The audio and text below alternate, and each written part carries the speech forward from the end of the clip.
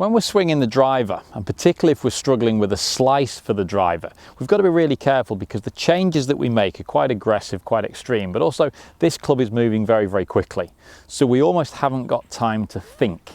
As the club comes down towards the golf ball, the club head speed is probably upwards of 100 miles an hour if you're a fast swinger, certainly upwards of 80 for most golfers. And at 80 miles an hour, we're trying to change where that club face is positioned.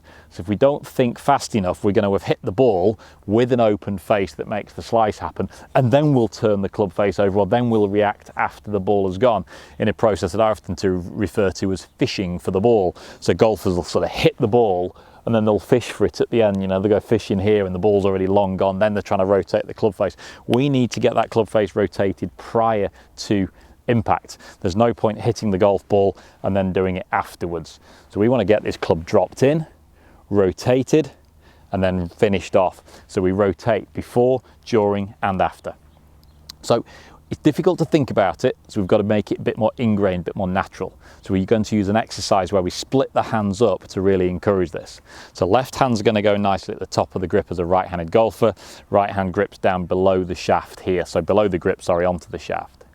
From that position, I'm going to use two L shapes. We're going to use an L shape here, and we're going to use an L shape here.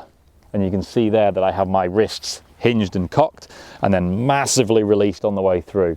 Hinged on this side, massively released on this side. And as I make that massive releasing there, that club head speed is closing over and accelerating. So accelerating gives me lots of club head speed and therefore distance, and closing over stops the face aiming right. Aiming right is one of the reasons why you might be slicing the golf ball. So split the hands, cross them, release them. Split the hands less, cross them and release them again. That starts to feel a bit more natural. Back to a normal grip position, cross them and release them.